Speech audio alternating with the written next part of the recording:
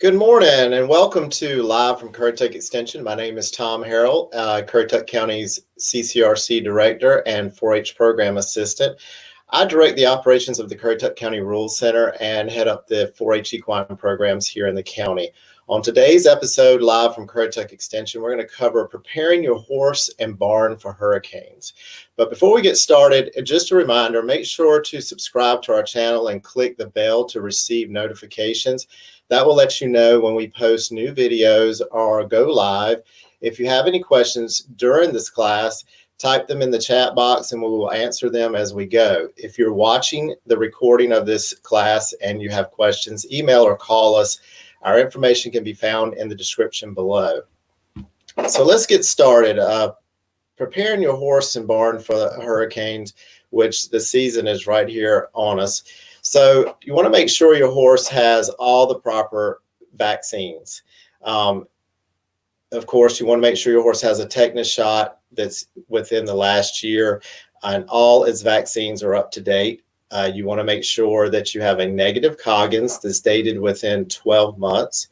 And you might want to have a health certificate. If you have to evacuate, you want to make sure most facilities will not require a health certificate if it's an emergency, but most health certificates are only good for about 30 days. But definitely you want to make sure you have your Coggins and have it up to date and the vaccines up to date in case they are asked for.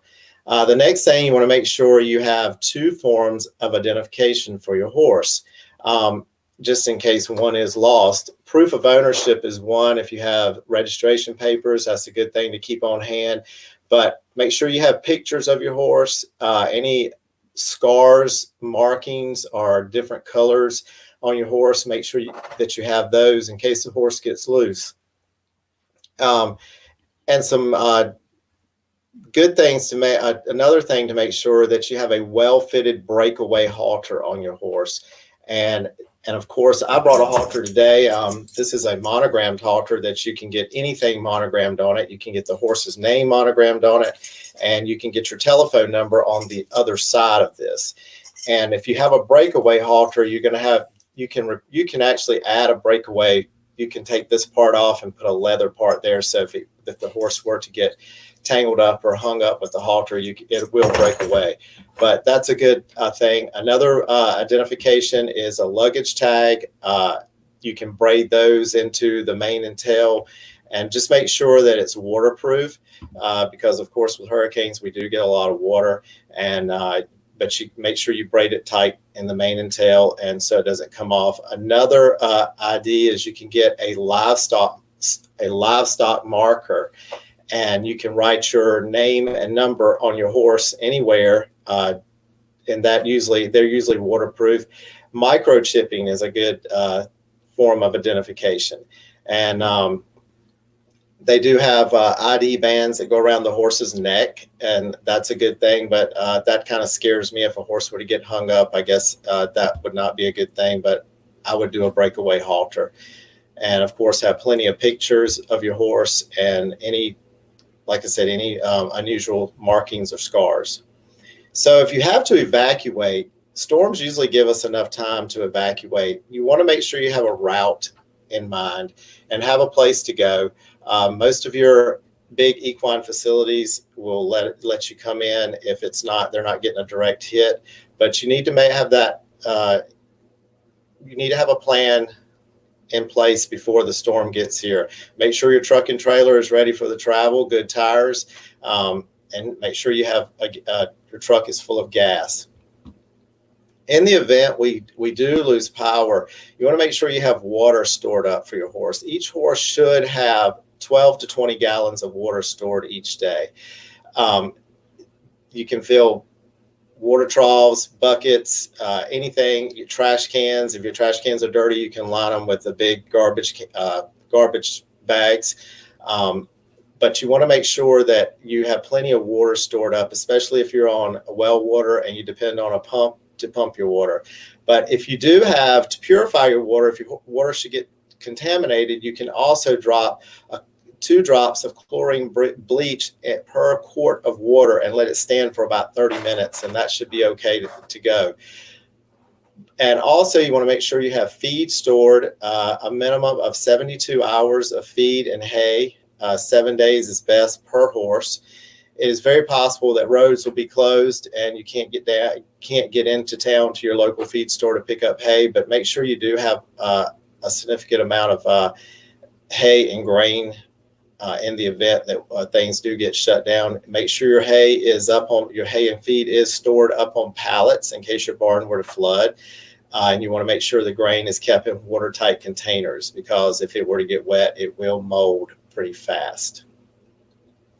So moving right along, things to secure your farm. You want to make sure that anything that is movable out in your pastures, jump standards, make sure it's all removed, put away so it's not blowing around. Lawn furniture, anything that's out that wind can pick up and move, you want to make sure it is picked up.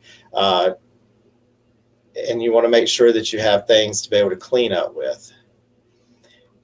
You want to, and also moving right along, you want to make sure we have an emergency first aid kit for your horse. Things to have into that. I brought with me today. I just have my stuff stored, and hopefully you can see this in just a regular toolbox, so I can easily pick it up and take it with me wherever I'm going to go. Keep it pretty well stocked all the time. Get with your vet, and they can give you some things like Banamine. That may save you a lot of money. If a horse were to get a little colic, you can give it that. Make sure you have maybe a mild tranquilizer. If the weather does get bad, you want to sedate the horse a little bit. Also, make sure you have pain relievers such as Butte. You want to make sure you have flashlights, extra halters, extra lead ropes, clean towels, fly sprays, and stuff like that. And of course, in your emergency kit, you want to make sure you have things like vet wrap, gauze, cotton, anything that can clean the wound. And you want to have a little bit of wound care as well. So during the storm, a big question is, should horses be left in or out? So that is a big question, and it is recommendations from the American Association of Equine Practitioners says that if the pasture has good fencing and limited trees, it is probably best to leave horses outside. And well-constructed pole barns or concrete barns may provide safety from flying debris, but the horses may become trapped if wind collapses the building. If you have sturdy shelter with access to small, safe paddocks, this would be ideal. A horse could escape the building if needed to get to a safer area. But horses kept in pastures and areas with electric lines that could come down, I would definitely bring them in the barn.